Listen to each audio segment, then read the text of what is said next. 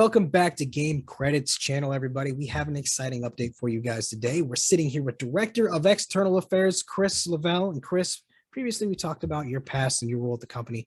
Today, we want to talk about some of the updates on Genesis Worlds and such. But first and foremost, how are you doing?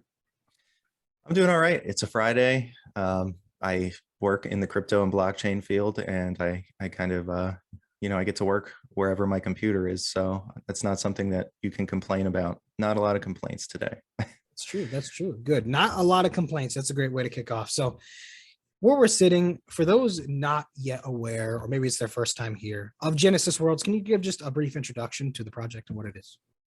Right. So Genesis Worlds, obviously a lot of people have heard about what a metaverse is. A lot of people have maybe people that are watching this video have spent some time in metaverses, but Genesis Worlds is really kind of a fusion of an RPG and a metaverse in a sense. It's more of an RPG blockchain metaverse game with many different worlds that one can travel to, many themed worlds that are being built out.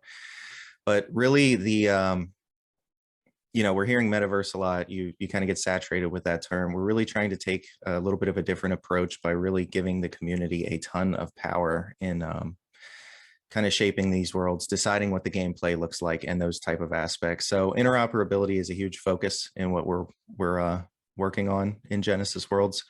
We want to partner with other metaverses, make sure some of those components play nicely with each other. And, that's really, I think that's something really important if it comes to creating a lasting experience. And one of the things that we actually talk about is making a 100-year metaverse. And that gets brought up a lot.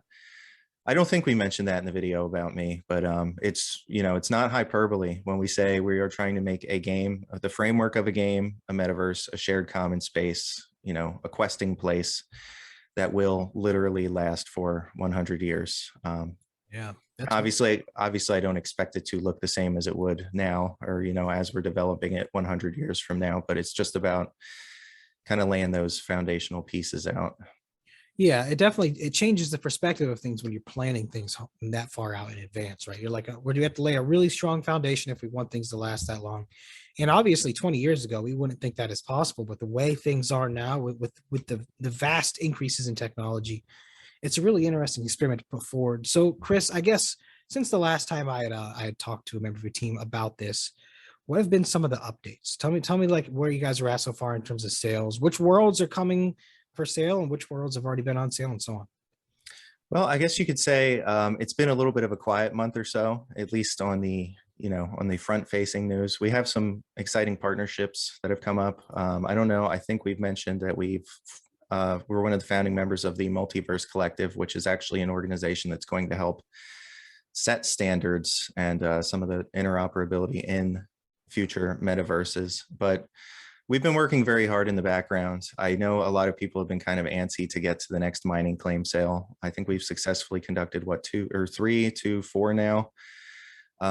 But really we kind of had to hold off on one of the world's Zoth, and that is something that's coming in a future sale here. But apart from the upcoming sales, which I guess we'll get to in a minute, we're working on some of those bigger aspects. I know that a lot of people are excited about, particularly mining claim holders. So getting towards the details for the actual land sale and actually redeeming those mining claims, what that's going to look like, and kind of drawing up maps and doing those things. So land sale has been a huge focus in the background, focusing on making that right. Because remember, it's not just about creating a game here. We have to play economist at the same time. But yeah.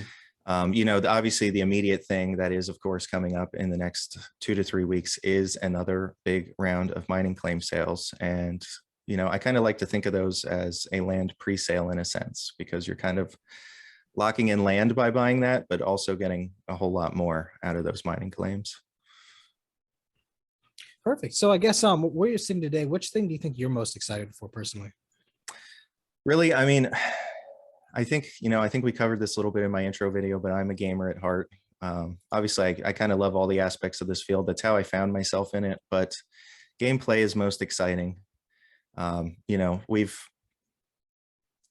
we've discussed quite a bit of what that's going to look like and kind of shelling that out, but really actually getting to spend time in the worlds. I know we're a little bit far away from that at this point. We are working towards that every day, but it's like I mentioned before, same as interoperability. It's about laying foundational pieces. We need to make sure that we are going to do this right. Community feedback is a really important factor in that.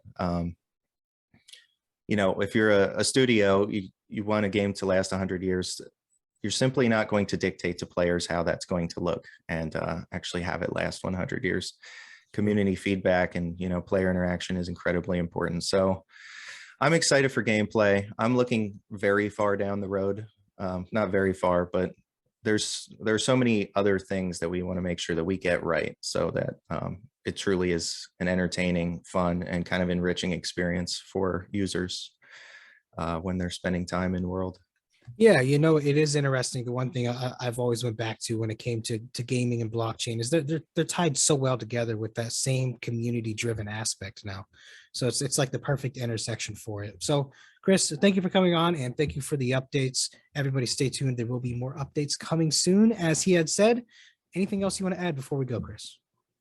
No, I guess just mentioning the upcoming mining claim sales. Obviously, we have the Zoth world, which was kind of postponed temporarily. We were playing with some sale mechanics because, like I said, a lot of this is about getting it right for people. So that was postponed initially, but that will be available April 7th. And then we have 4 more worlds 1 week after that on April 14th.